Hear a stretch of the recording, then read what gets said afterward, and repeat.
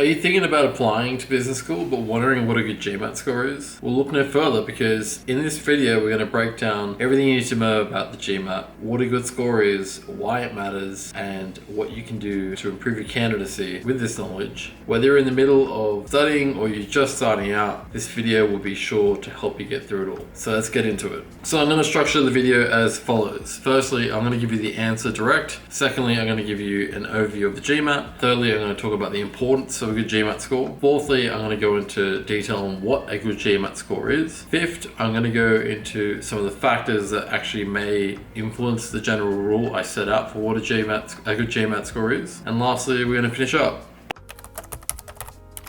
So let's get into it. Here's the answer. A good GMAT score is typically something that's plus or minus 30 points of the mean or average of your target school. Candidate profile agnostic. I'm going to give you an overview of the GMAT now. So what is the GMAT and why does it matter? GMAT, or the Graduate Management Admissions Test, is a standardized computer adaptive test that people need to take if they want to apply to business school, whether it be a Master of Business Administration, an MBA, or a Master in Finance sometimes, or a MIM, Master in Management. It's composed of 4 sections: verbal reasoning, quantitative reasoning, analytical writing assignment, which is just an essay, and the integrated reasoning component. However, of those 4 sections, only the verbal and quantitative feed into your total score, which is out of 800.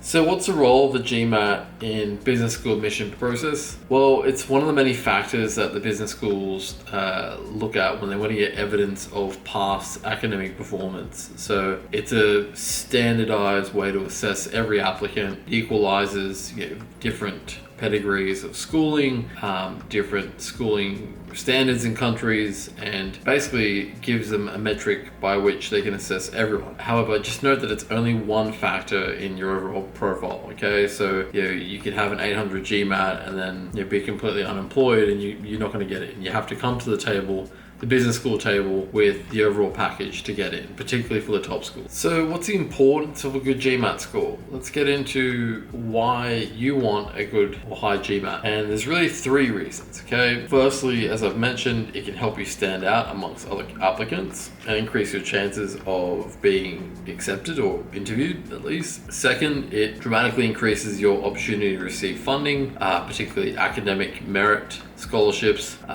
Thirdly, it is looked at by many consulting firms. They typically ask for it in the application process, or if they don't ask for it, then the absence of a test score is particularly noted by at least some of these firms. All right, so what's a good score?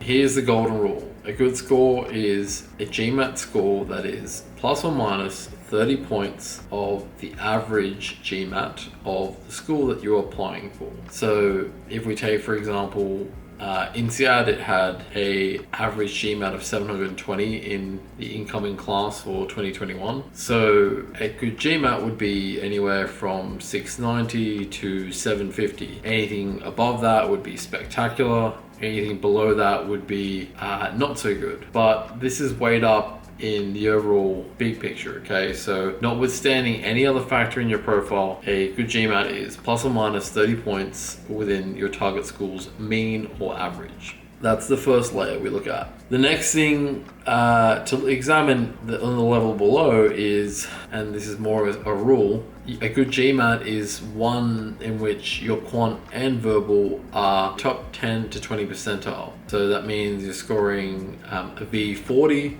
for verbal or a Q46 plus for quant. Quant is a bit odd because the rankings have been demolished by everyone scoring very high, so a lot of schools typically just look at Q46, 47 plus, 48 plus. 48 to 51 is the real sweet spot. Then some schools also look at the other sections of the test. So integrated reasoning, for example, is looked at by INSEAD. It's a minimum of 6 plus to apply, unless you've got other factors that make your profile better. And AWA is sometimes looked at, although it's very rare. I think they're typically maybe nitpicking if they do bring it up as a factor going into. So why do these two rules sort of play in? Well, the second rule that I mentioned, obtaining a top 10 to 20% score in either quant or verbal is important because it'll give you that 700 plus if you get both quant and verbal within that 10 to 20%. And then the first rule, aiming for the target GMAT of the current class's average. Well, I mean, the current class's average is basically what they use to assess those candidates coming in. So it's a good a rule of thumb or yardstick by which you can assess your own candidacy. Now, the top 10 schools based on GMAC, the Graduate Management Admission Council's data in 2021 had GMATs of 700 plus, whether it be the University of Oxford with an average of 718, Stanford with an average of 732, HBS 730, INSEAD 720, all of them are in that 700 range. So it's sort of why a lot of people aim for that magic 7 plus in front of their GMAT score, because it will allow them to fall within that plus or minus 30 range. Of course, with Stanford, you need to get maybe 710 or 720 with their low acceptance rates, of course. So there's another layer by which you need to analyze your own candidacy, okay? And that's if you fall within an over or underrepresented group. Now, I would just caution on getting comfortable and thinking that you're in an underrepresented group, because you may be surprised to know that a lot of people with your profile are applying. So let's go to overrepresented groups first and talk about that. An overrepresented group or bunch of people are basically just a high proportion of the candidate pool applying to MBA programs, okay? That's the first dimension. So for example, men from Asian countries such as India or Arabic countries, international students, people with business and engineering backgrounds, degrees, then the quintessential sort of example I guess you could use to explain this is your Indian male IT/engineering guy. If you fall within one of these general overrepresented groups, that's your first layer or multiplier of difficulty, unfortunately. So going back to the rule I mentioned, you would need to probably get a higher GMAT for a like-for-like profile. So two profiles being the same, a non-overrepresented candidate with a 700 GMAT, and then say, let's just use the Indian male IT guy as an example, both of them applying. That guy would need to get a higher GMAT than 700 to get into the same school. It's unfortunate, but it's typically how it works out, unfortunately. Now, that basically means that everyone who gets in from these overrepresented pools everyone's awesome and highly qualified, but these guys have really worked quite hard, right? So they've done exceptionally well because their competition is more fierce. Now, the next layer that you need to understand, okay, again, I said there are two layers with factors that go against you. First is the general overrepresented layer, and the second is the level of overrepresentation at your school. Now, if you look at INSEAD receives a lot of applications from European-based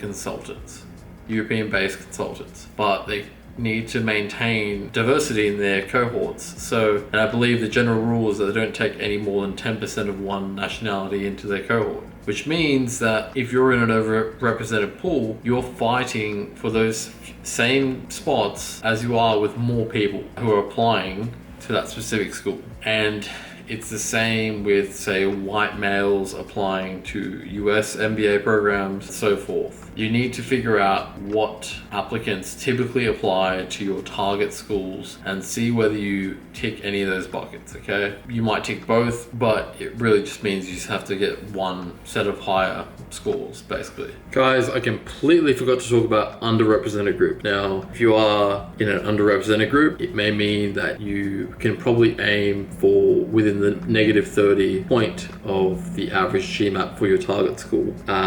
It may also mean that, other factors will be considered into your application when you're evaluated for the school you're applying to, who are underrepresented groups in the MBA /GMAT test process. Firstly, women are generally underrepresented. However, that is being equalized a bit now. I think most recent stats are that women are just below 50% of the applications, or at least in recent years, according to GMAC. Secondly, people with lower socioeconomic backgrounds are definitely underrepresented in the whole MBA process. Makes sense given that MBA is typically very expensive and typically are promoted by people who did them, which are parents, for example. Thirdly, people with non-traditional careers. So, for example, a good mate of mine ran a very successful property portfolio at INSEAD. Another mate at INSEAD worked for Boeing as an aeronautical engineer, if I'm not mistaken. There are various diverse backgrounds, and those are typically underrepresented. Fourthly, people within a certain minority group, so African Americans, various parts of Asia. I think Thailand, for example, might be one of the underrepresented groups. People from the Philippines, perhaps. These groups typically don't apply to MBA programs. So if you are in one of these groups, then you may be eligible to get into a program. You may be able to get in with a lower GMAT. Just keep all this in mind and don't rely too much on being within this pool, because when push comes to shove, sometimes they just say, they'll find flaws, the schools will find flaws in your actual process, your application, and they'll use that against you. So hope this helps. Again, the GMAT is just one factor in the whole MBA circuit. You might have like a 680 GMAT, but then you went to Oxford for undergrad, you worked at McKinsey or Bain or BCG or one of these gold tier or tier 1 firms, or you went to you've got a high pedigree background basically, which business schools will froth on. They'll really want you in their schools because you bring those networks, you bring the knowledge, you bring that whole brand and marketing that they want associated with their schools, as well as the the increased guarantee of you finding a job afterwards. So just keep that in mind. So how can you improve your GMAT score? I'm not going to get into this in detail, but I'll give you 3 quick ones. Firstly, obviously review my other videos. They're pretty convoluted, so I'll try and create more that are simpler. Secondly, use a structured program such as Target Test Prep. I keep going on about them, but they really do bring out the whole logical structure that you need to follow, and they've got the best content in my opinion. Having spent endless amounts of hours on the GMAT myself, I highly recommend them. Thirdly, don't cut corners and plan properly. Okay. With that being said, I hope you found it useful. Like, comment, subscribe, of course. You'll see more of me in the new year, and I wish you the best, wish you and your families the best, and wish you well on your study and academic journeys for the new year. All the best. Thank you.